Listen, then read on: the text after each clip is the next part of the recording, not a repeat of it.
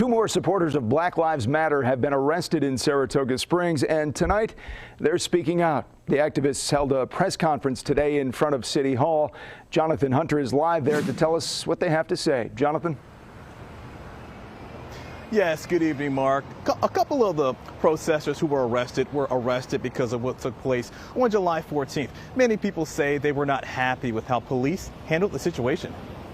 For all people who are held back. Activists from Saratoga Springs Black Lives Matter stood on the steps of City Hall. A few from the group were arrested this week for what took place at a July 14th protest when people blocked traffic. One of those who spoke was Jamaica Miles. She believes city officials are trying to keep the group from exercising their First Amendment rights.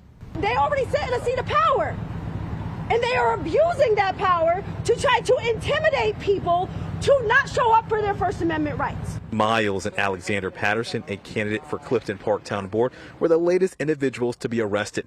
A couple of the activists who were arrested Tuesday night say they were upset with how police handled the situation. Chandler Hickenbottom says police didn't let her know at first why she was being arrested. I'm ready to be arrested, but you need to tell me what I'm being arrested for. That is my right. Some of the activists say once behind bars, they were not allowed to wear a mask. So the fact that they sat here and they brought protesters into cells and did not allow them to wear masks and potentially let them risk COVID is even worse. Lieutenant Bob Jillson from Saratoga PD says he wasn't sure why the protesters were not allowed to wear masks, but will look into the situation. He says the group has First Amendment rights, but cannot block traffic. He is hoping they can reach a compromise.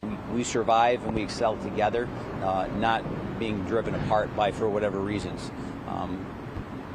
And I respect their positions and their concerns.